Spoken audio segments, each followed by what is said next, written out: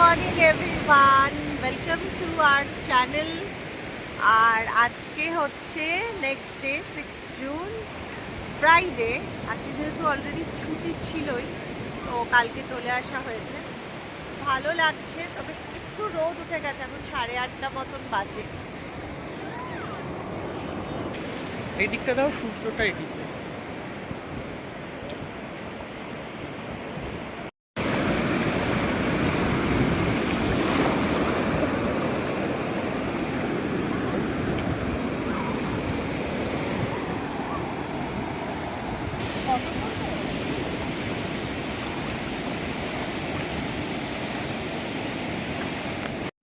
এসেছি ব্রেকফাস্ট করতে। এটা কমপ্লিমেন্টারি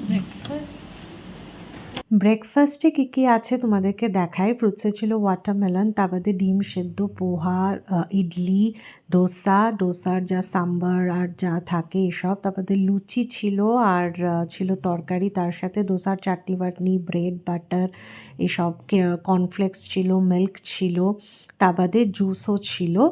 আর এছাড়াও ছিল হচ্ছে অমলেট। জুসটা নিয়ে বসে ব্রেকফাস্টটা সেরে নিলাম। তারপরে এই প্রপার্টির পেছনের দিকে এলাম। এখানে একটা খুব সুন্দর বেদানা গাছ আছে, যেখানে লাল রঙের ফুল হয়ে আছে, প্লাস বেদানাও। তো চলো এবার রুমের দিকে ফেরা যাক। অল সেট চেক আউটের জন্য। টাইম হয়েছে 10:27। আর এই যে এখন ব্যালকনি থেকে একটু সমুদ্রকে দেখে নিই আর টাটা বলে দিচ্ছি। তো চলো, এখানে সৌম্য যতক্ষণ চেক আউট করবে না শুয়ে থাকবে, মোবাইল দেখবে উল্টে। আর এই যে আমাদের এই দুটোই ব্যাগ আছে, মানে আমার একটা সাইড ব্যাগ আর সৌম্যর একটা পিঠের ব্যাগ। তো উই আর অল সেট, এবার বেরিয়ে যাব। সেজে গুজে নিয়েছি, একটা নতুন টপ পরেছি, আর কালকে একটা অন্য পরেছিলাম, আজকে ভাবলাম একটা পরি। যাই হোক, যাবো আজকে। প্ল্যান হচ্ছে দীঘায় যাব, ওখানে জগন্নাথ মন্দির দর্শন করব। দর্শন করে, জগন্নাথ দর্শন করে আমরা কোনো একটা রেস্টুরেন্টে খেয়ে ঠেয়ে নিয়ে দীঘা থেকেই বাসে উঠে যাব। এই প্ল্যানটাই কালকে বানানো হলো, কারণ কোনো কিছু তো আমরা প্ল্যান করে আসিনি। যাই হোক, একটা চলো এখন চেক আউট করা যাক। ক্যাবও চলে এসছে আমাদেরকে দীঘা নিয়ে যাওয়ার জন্য। আর এখানে না গ্র্যান্ড বিচ রিসর্ট বলেও একটা রিসর্ট আছে, আমি দেখতে পাচ্ছি এর আশেপাশে অনেক রিসর্ট আছে। চলো এবার এগোনো যাক। Thank you.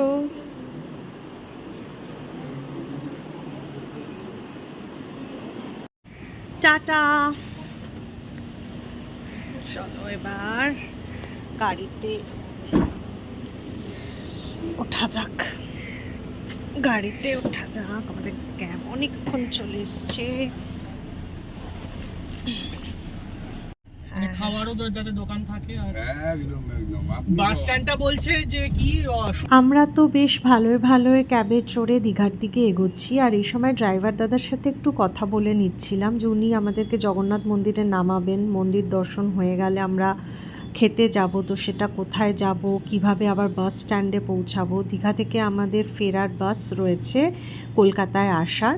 তো এই সমস্তই কথা বলতে বলতে আমরা এগোচ্ছিলাম, ড্রাইভার দাদা আমাদেরকে বোঝাচ্ছিল।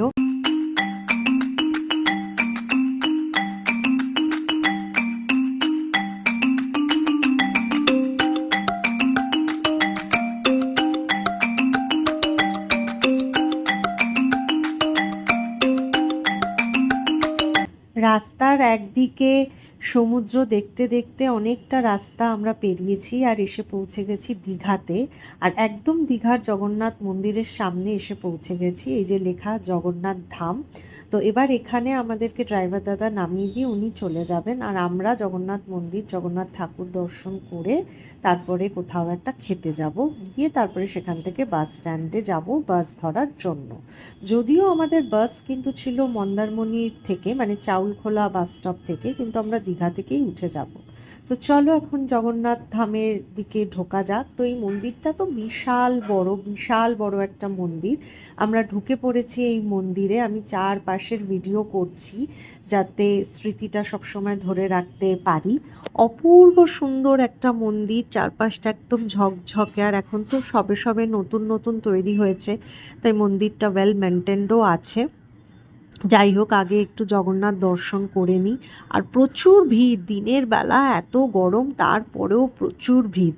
দেখো ফাইনালি দেখা গেছে জগন্নাথ, সুভদ্রা, বলরামকে দর্শন মিলল জগন্নাথ দেবের।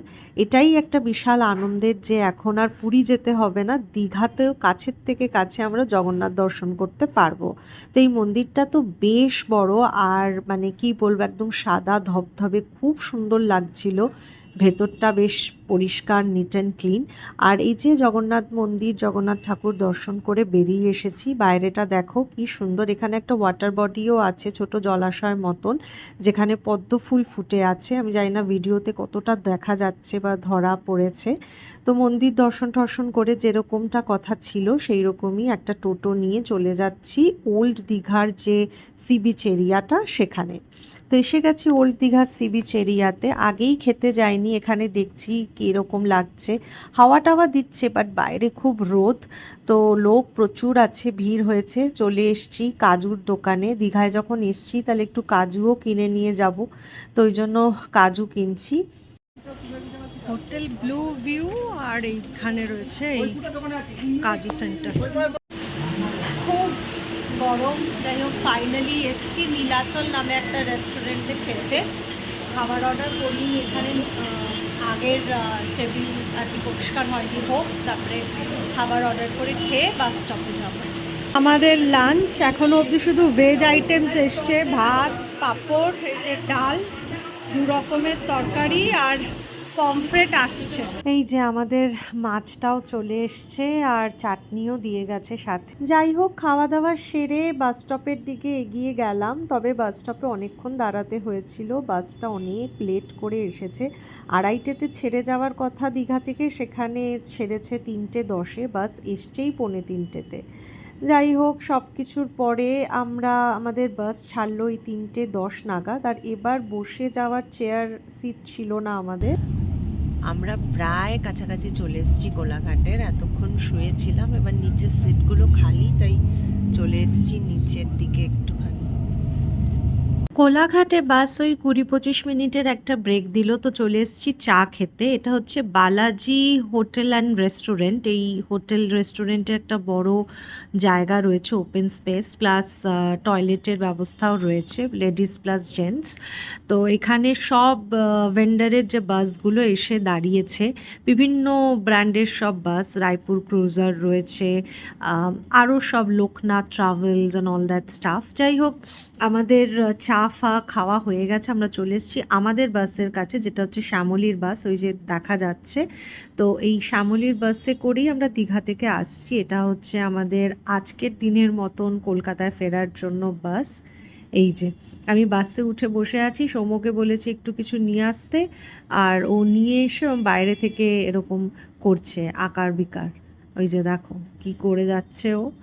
তো যাই হোক, এবার ফাইনালি বাস ছেড়ে দিল, আর কিছুক্ষণের অপেক্ষা, তারপরে কলকাতায় পৌঁছে যাব। আর একটা জায়গায় যাওয়ার সময় যতটা এক্সাইটমেন্ট থাকে, ফেরার সময় অতটাই টায়ার্ড থাকে মানুষ। তো যাই হোক, এসপ্ল্যানেড পৌঁছে গেছি। এই যে এখন যাদের লাগেজ ছিল তারা সব নিচ্ছে।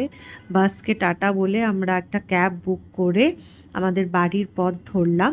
তো আশা করছি আমার এই ছোট্ট মন্দারমণির যে ভ্লগ সেটা তোমাদের ভালো লেগেছে। শুধু মন্দারমণি না, দীঘার ভ্লগ। অন্য কোনো দিন নতুন কোনো ভ্লগের সাথে আবার নিশ্চয়ই দেখা হবে। ততদিন আমার এই ভ্লগগুলো দেখলে ভালো লাগলে আমার পাশে থেকো, লাইক কমেন্ট করো, শেয়ার করো সবার সাথে। আর আমার চ্যানেলটা সাবস্ক্রাইব করা না থাকলে সাবস্ক্রাইব করো। আপাততর জন্য টাটা।